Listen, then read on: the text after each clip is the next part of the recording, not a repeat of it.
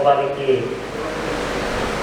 మన ఆత్మీయ అతిథి మన కమ్రేడు గణేష్, అదేవిధంగా గణేష్ ఆత్మీయ అతిథిగా మార్చడంలో ప్రముఖ పాత్ర పోషించినటువంటి నా సోదరుడు, ఉద్యమ సహచరుడు కమ్రేడ్ షాబీర్ బాషా.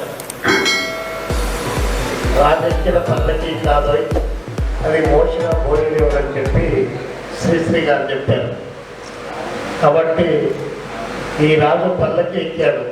ఈ రాజు పల్లకి ఎక్కడానికి ప్రధానమైనటువంటి పోయుడు అక్కడ ఉన్నాడు. కాబట్టి మనము చాలా చెప్పుకుంటూ ఉంటాం, కానీ దాన్ని ఎన్నుకున్నటువంటి శ్రమ ఇంటికి రాగానే అభినందనలు గణేష్ అనగానే నాదేముందన్నా రాత్రి పౌరులు షాబీర్ బాషా అన్న సారు కష్టపడ్డాడు, అందుకని కమ్యూనిస్ట్ పార్టీ మా విజయం సాధించాలని చెప్పి మన గణేష్ చెప్పడం జరిగింది. అందుకనే రాజెక్కిన పల్లకి కాదు, అది మోసిన పోయేదేవుడు అని చెప్పి మనం ఏమైనా కొత్తగూడెంలో మనము కాంగ్రెస్ పార్టీతో కలపడి మామూలుగా మనం అడగలేదు, కాంగ్రెస్ పార్టీని మేయర్ ఇయ్యండి కూడా అడగలేదు. చర్చల సందర్భంలో మనకు 25 సీట్లు కావాలి, 25 కావాలని అడిగాం. ఆ నుంచి చర్చలు జరిగాయి. 23 ఇవ్వని చెప్పి మనం అడిగాం. లేదు మీకు 20 ఇస్తామని చెప్పి వాళ్ళు అన్నారు. కాంగ్రెస్ అయితే మేము పోటీ పడతాంలే అని చెప్పేసి మనం పోటీ పడాం. కానీ మన పోటీ మనతో పొత్తు ఉండకూడదని చెప్పేసి అక్కడ ఉన్నటువంటి చాలా మంది కాంగ్రెస్ పార్టీ అంటేనే అది రకరకాల పద్ధతుల్లో ఉంటుంది.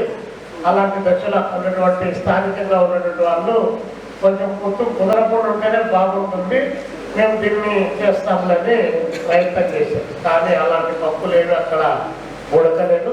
మన వాళ్ళు ఒక్క సీటు కోసం ఎందుకు పట్టుబట్టడం అన్నటువంటి దశ వస్తే ఆ సీటే కావాలన్నటువంటి దాంట్లో బాగా గట్టిగా నిలబడితే మనం 22 సీట్లు, అక్కడ 22 కార్పొరేటర్లు మనం గెలిచాం. 22 గెలవడమే కాకుండా ఇంకొక ఇండిపెండెంట్ అభ్యర్థి కూడా మనవాడే, అంటే 23. మనము చూడే రాజకీయాల్లో బండ్లు ఓడలైతే ఓడలు బండ్లు అవుతాయని అంటాం కదా, అక్కడ తెలుగుదేశం పార్టీకి మనం 4 సీట్లు అక్కడ పోటీ చేయడానికి అవకాశం ఇచ్చాం. కాబట్టి అలాంటి పరిస్థితి వచ్చింది. అలాంటి ఓరావర పోటీలో మన గణేష్ ఇతివృత్తం అందరికీ మీకు అందరికీ తెలుసుంటారు, సోషల్ మీడియాలో అంతా గమనించారు. ఇది కమ్యూనిస్ట్ పార్టీలోనే సాధ్యం తప్ప మిగతా చోట్ల అంత సాధ్యమైనటువంటిది కాదు. మన వాడేమో మనం ఇక్కడ వేరే ఏ పద్ధతుల్లో చెప్పకుండా మనం ఉండలేము. మన వాడేమో దినకూలి రోజువారీ కష్టపడి జీవనాన్ని కొనసాగించేటువంటి ఒక గిరిజన బిడ్డ, ఆటో తోలుకుంటూ ఆటోతో జీవనాన్ని కొనసాగించేటువంటి ఒక కమ్యూనిస్ట్ పార్టీ కార్యకర్త. అలాంటి వాడు ఒక ఆటో కార్మికుడుగా ఉండి అక్కడ నుంచి జీవితాన్ని మొదలుపెట్టి కమ్యూనిస్ట్ పార్టీలో క్రియాశీలకంగా పనిచేస్తూ ఈరోజు మేయర్ కావడం అనేటువంటిది అది కమ్యూనిస్ట్ పార్టీకే సాధ్యం అని చెప్పేసి ఈ సందర్భంగా తెలియజేస్తాను. మరి దీని ఎందుకు కష్టం అంటే నేను ఇక్కడ మన వాడు షాబీర్ బాషా ఉన్నాడని చెప్పడం లేదు, కానీ దీని ఎందుకు కష్టం ఎవరు ఎన్ని చెప్పినా పెద్ద పెద్ద వాళ్ళ గురించి ఎన్ని చెప్పినా కూడా నేనైతే ప్రత్యక్షంగా షాబీర్ బాషా ఇంత ఉన్నప్పటి నుంచి నాకు షాబీర్ బాషా తెలుసు. ఏఎస్ఎఫ్ ఖమ్మం జిల్లా కార్యదర్శిగా ప్రెసిడెంట్గా ఉన్నప్పటి నుంచి నాకు షాబీర్ బాషా పిల్లోడుగానే పరిచయం. వాళ్ళ ఊరికి పోవడానికి వాకులు ఒక్కలు దాటుకుంటూ వెళ్ళినట్టు వాడు షాబీర్ బాషాని కలవడానికి. మన వాడు పట్టు పట్టకనే ఉండాలి, కానీ పట్టు పడితే వదిలేటువంటి వాడు కాదు, అందులో డౌటే లేదు. నేను ఏఎస్ఎఫ్ రాష్ట్ర అధ్యక్షుడిగా ఉండాలని చెప్పేసి ఓటింగ్ పెట్టి ఎన్నికల్లో గెలిచాను. ఓటింగ్ పెట్టి ఏఎస్ఎఫ్లో ఎన్నికల్లో గెలిచాను. గెలిచిన తర్వాత ఖమ్మం కొత్తగూడెం కావాలా, ఏఎస్ఎఫ్ రాష్ట్ర అధ్యక్షుడు కావాలని చెప్పేసి వాళ్ళ జిల్లా పార్టీకి తగ్గిస్తే ఇటు అటు అన్నటువంటి తెచ్చుకోలేక కొత్తగూడెం వదిలిపెట్టి రాలేక ఏఎస్ఎఫ్ రాష్ట్ర అధ్యక్షుడి పోస్టుకు న్యాయం చేయలేక ఏఎస్ఎఫ్ పోస్టు వదులుకొని కొత్తగూడెంని బేస్ చేసుకొని పనిచేశాడు. కొత్తగూడెంలో మున్సిపల్ వైస్ చైర్మన్ గా ఎన్నికయ్యాడు ఆయన. ఇప్పుడు కార్పొరేటర్ కాకముందు మున్సిపల్ వైస్ చైర్మన్. దాంతో పాటు ఈరోజు కొత్తగూడెం జిల్లా కమ్యూనిస్ట్ పార్టీ కార్యదర్శి. కాబట్టి షాబీర్ బాషా ఎన్నికల్లో 22 సీట్లు 23 సీట్లు మనకు వచ్చాయంటే అవి కేవలం కమ్యూనిస్ట్ పార్టీకి జనరల్ గా ఎమ్మెల్యేలను చూసో ఎంపీలను చూసో వచ్చినటువంటి ఓట్లు కాదు. మళ్ళీ మనమందరం కూడా అందులో నుంచి కూడా నేర్చుకోవాల్సిన అంశాలు చాలా ఉన్నాయి. రోజుకు 100 నుంచి 150 మంది, రోజుకు 100 నుంచి 150 కుటుంబాలను ప్రత్యక్షంగా మనవాడు కలుస్తాడు. 100 నుంచి 150 కుటుంబాలు పొద్దున్న నుంచి సాయంత్రం వరకు ఎవరు ఏ సమస్య పైన వచ్చినా ఒక నోట్బుక్ తయారు చేసుకొని అందులో పేర్లు, ఫోన్ నెంబర్లు రాసుకొని ఆ సమస్య ఎంతవరకు వచ్చింది అని చెప్పేసి తిరిగి మళ్ళీ ఆ కుటుంబంతో మానవ సంబంధాలను నిలిపి ఆ పద్ధతిలో కొత్తగూడెం ఎమ్మెల్సీ దానికి సంబంధించినటువంటి మేయర్ సీటును కైవసం చేసుకోవడానికి కావాల్సినటువంటి ప్రయత్నం కేవలం ఎలక్షన్ల కోసం కాదు. కమ్యూనిస్ట్ అనేటువంటి ఎప్పుడు ప్రజల్లో ఉండాలి, ప్రజలతో మమేకం కావాలి, ప్రజా సమస్యలతో తన్మయంతం చెందాలి.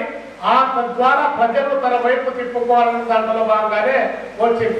ఎమ్మెల్యే ఎన్నికల సందర్భంలో కూడా మన పార్టీ ఒక తుఫాన్ వచ్చింది, అటు ఇటు షేక్ అయింది.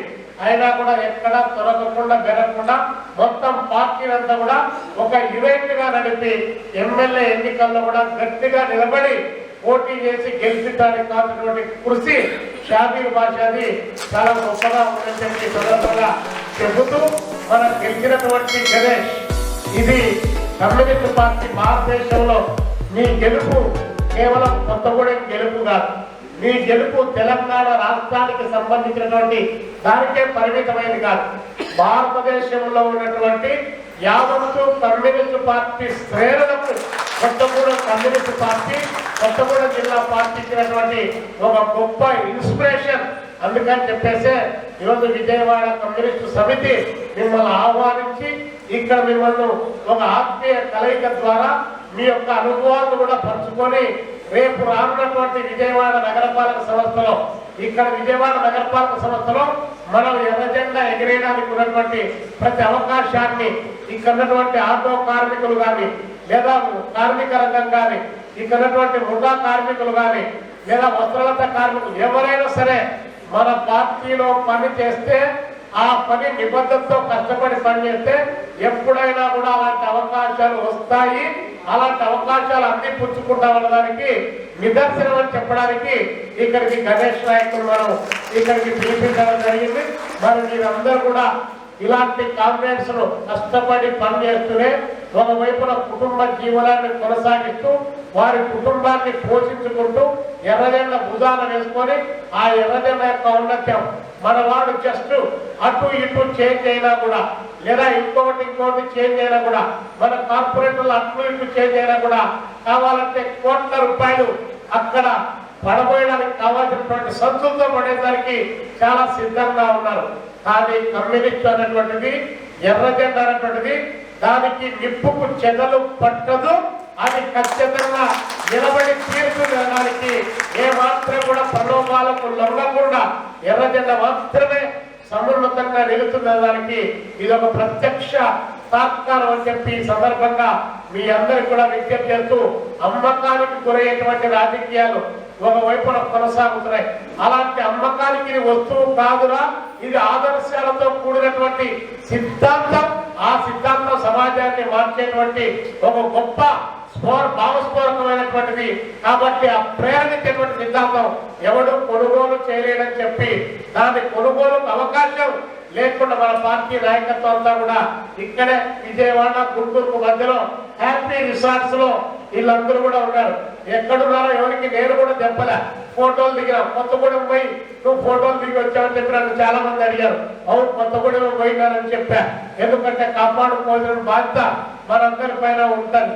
ఈరోజు కార్పొరేట్ రాజకీయాల వైపున పెరుగుతున్న నేపథ్యంలో అలాంటి సందర్భంలో మన వాడిని గెలిచినందుకు ఆ గెలుపు వెనుక మావాడి కృషి చాలా బలమైనటువంటిది. కాబట్టి మావాడని నేను ఎందుకంటున్నా అంటే ఆయన తెలంగాణలో ఉన్నా, నేను ఆంధ్రాలో ఉన్నా, నేను షాబీర్ భాషను చిన్న పిల్లగాడిగా ఉన్నప్పటి నుంచి ఆ పోరాటాల్లో రాట తేలినటువంటి రాటల్లో నాది కూడా ఒక ఆవగింజంత పాత్ర తనను తయారు చేయడంలో ఉంది కాబట్టి గర్వంగా ఫీల్ అవుతా ఉన్నా. మీ యొక్క వరవడిని కొనసాగిస్తూ కొత్తగూడెం జిల్లానే కాకుండా ఖమ్మం జిల్లా నుంచి తెలంగాణ వ్యాపితంగా మనం ఆవరించేటువంటి పద్ధతిలో మొత్తం నలుగురు చాలా అత్యాశ అనుకుంటున్నారు కదా. అత్యాశయం కాదు, ఆశయం అంతే. ఎర్ర జెండా ఎగరాలి.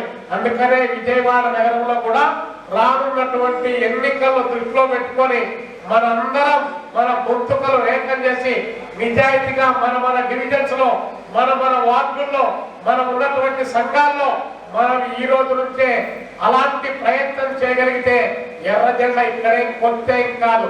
విజయవాడ నగరాన్ని ఏలింది, శాసించింది, నిలబెట్టింది. రౌడీలకు వ్యతిరేకంగా, గూండాలకు వ్యతిరేకంగా, అదేవిధంగా విచ్ఛిన్నకర రాజకీయాలకు వ్యతిరేకంగా రక్త తర్పణ చేసినటువంటి ప్రాంతం ఈ భారతదేశానికే మేయర్ ఎన్నికల్లో వన్నె తెచ్చినటువంటి ప్రాంతం విజయవాడ నగరం. కాబట్టి మనం అలాంటి వన్నెను మళ్ళీ మనం పునరుజ్జీవింపజేసుకోవాల్సినటువంటి బాధ్యత రేపు రానున్నటువంటి ఎన్నికల్లో మనం ఆ చొరవను కాదు, మన నిబద్ధతను మనం చాటుకోవాలని చెప్పి ఈ సందర్భంగా మీకు అందరికి కూడా విజ్ఞప్తి చేస్తూ కామ్రేడ్ గణేష్ ను హృదయపూర్వకంగా ఆంధ్రప్రదేశ్ కమ్యూనిస్టు సమితి పక్షాన ఆయనకు అభినందన తెలియజేస్తూ షాబీర్ భాష కూడా అభినందనలు విప్లవాలు తెలియజేస్తూ ముగిస్తా ఉంటాం.